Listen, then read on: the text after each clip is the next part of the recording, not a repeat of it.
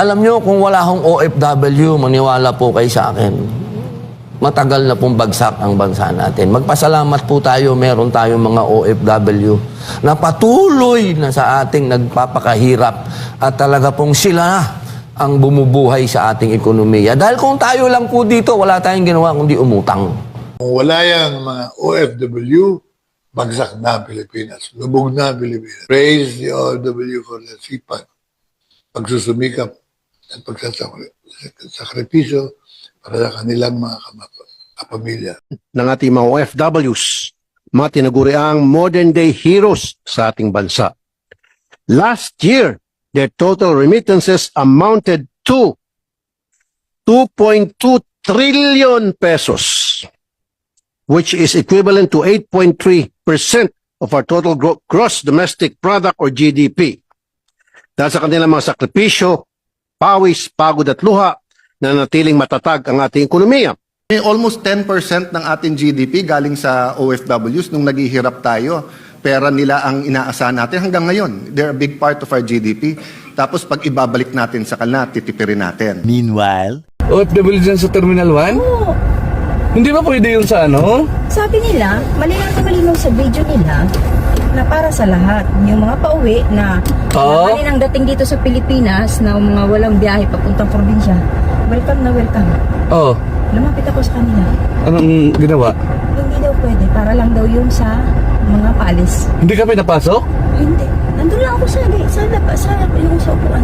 Grabe, OFW mismo, Lods. Oh, kakauwi lang ni ma'am. Nagmakaawa pa ako. Iinom ako ng gamot. Humingi ako ng konting tubig. Oh. Binigyan naman ako. OFW? Nakakadismay. Gusto pumasok sa OFW lunch kasi nagpa-umaga siya kasi wala nang biyahe sa kanila. Pabikol kasi si ma'am, tapos hindi pinapasok sa loob. Isipin mo yan, OFW Hindi ka. naman masisisi yung mga staff kasi sumusunod lang sila sa utos. Hindi, ano nga yan, di ba? Parang tambayan ng mga OFW na galing ibang bansa na As in bawal. Tapos, hindi ka pa papapasukin sa loob kung wala kang boarding pass. Ibig sabihin, pabalik lang talaga siya. Balik lang. Hindi siya... So, paano kami mga OFW? Mapera kami? Galing ibang bansa? Diyos ko, nakakadismaya talaga. Kasi boarding pass ang hinahanap eh. Ibig sabihin, pabalik lang. Grabe, no? Ay, Diyos ko. Nakakasama na loob. Isipin mo, isang kang OFW. Hindi naman kami. Oo nga. Guyat, pagod. Gusto mo magpahinga dahil nagpapaumaga ka nga. Makaawa na nga yung isang staff na Bicolano rin. Oo. Kasi kawawa naman ika. Pagod sa biyahe, gusto magpahinga. Hindi daw talaga pwede kasi yun ang protocol nila. Diyos ko, Lord. Terrible. Ang gobyerno ng Pilipinas. Grabe, no? Isipin mo yun. Ibig sabihin kanina ka ba yung... Kasi alas 10 ka. 9:30. Sa labas ka na. Hindi, alas 10 ka na. Nandiyan na ako. Alas 10 ka, di ba? Nag-chat sa akin na pwede dito na Nandiyan ako sa ako. airport. Nandiyan na ako. Ibig sabihin sa labas ka na, nakaupo ka na sa semento. Hindi naman, may upuan doon sa tapat. May upuan lang doon. Upuan. Pero doon sa pinaka-OFW lounge, bawal talaga. Bawal. Akala ko, yung parating at saka palabas. Yun ang malinaw na malinaw sa Oo upload nga. nila. Bago lang yan eh. Bagong bukas lang yan. Bagong bukas lang sa Terminal 1 nga. 3 days pa lang yung kabubukas kasi nga ni-renovate yan eh. Oo. So ako naman, kampante kasi sabi ko, okay lang kasi wala namang biyahe. Alam nga yung oras ang dating ko eh, may OFW lounge naman. Tapos gano'n ang sistema, bastos. Buti pa nag-hotel ka na lang, nakapagpahinga ka na lang sana.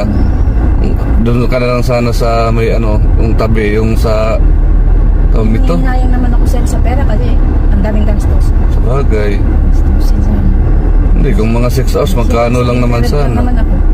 OFW dyan sa Terminal 1? Oo. Hindi ba pwede yun sa Sabi nila, malinaw na malinaw sa video nila na para sa lahat. Yung mga pauwi na kaninang dating dito sa Pilipinas na mga walang biyahe papuntang probinsya, welcome na welcome. Oo. Lumapit ako sa kanila. Anong ginawa? Hindi daw pwede. Para lang daw yun sa mga paalis. Hindi ka pinapasok? Hindi. Nandun lang ako sa yung sa upuan. Grabe, OFW mismo, Lods. Oh, kakauwi lang ni ma'am. Nagmakaawa pa ako. Iinom ako ng gamot. Humingi ako ng konting tubig. Oo. Binigyan naman ako. OFW? Gusto pumasok sa OFW lunch kasi nagpa-umaga siya kasi wala nang biyahe sa kanila. Pabicol kasi si ma'am, tapos hindi pinapasok sa loob. Isipin mo yan, OFW Hindi mo ka. naman masisisi yung mga staff kasi sumusunod lang sila sa utos. Hindi, ano nga yun, di ba? Parang tambayan ng mga OFW na galing ibang bansa na bawal ano. As in bawal. Tapos, hindi ka pa papapasukin sa loob kung wala kang boarding pass. Ibig sabihin, pabalik lang talaga siya. Balik lang. Hindi siya, So, paano kami mga OFW? Mapera kami? Galing ibang bansa? Diyos ko, nakakadismaya talaga. kasi boarding pass ang hinahanap eh. Ibig sabihin, pabalik lang. Grabe, no? Ay, Diyos ko. Nakakasama na loob. Isipin mo, isang kang OFW. Hindi naman kami. Oo nga. Guyat, pagod. Gusto mo magpahinga dahil nagpapaumaga ka nga. Maawa na nga yung isang staff na Bicolano rin. Oo. Kasi kawawa naman ika. Pagod sa biyahe, gusto magpahinga. Hindi daw talaga pwede kasi yun ang protocol nila.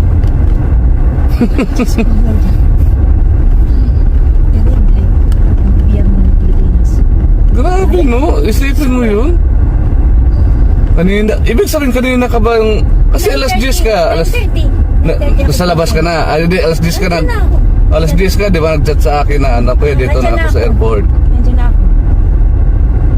Ibig sabihin sa labas ka na, nakaupo ka na sa semento. Hindi naman, may upuan doon sa tapat. May upuan lang doon. Upuan. Pero doon sa pinaka-OFW lounge, bawal talaga. Bawal. Akala ko, yung parating at saka palabas. Yun ang malinaw na malinaw sa Oo upload nga. nila. Bago lang yan eh. Bagong bukas lang yan. Bagong Parang bukas lang sa Terminal 1 nga. 3 days pa lang yung kabubukas kasi nga ni-renovate yan eh. Oo.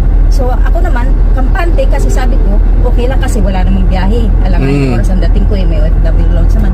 Tapos gano'n ang sistema, bastos. Buti pa nag-hotel ka na lang, nakapagpahinga ka na lang sana. Doon ka na lang sana sa may yung tabi, yung sa tawag nito. Hinayang naman ako sir sa pera kasi ang daming gastos. Sabagay.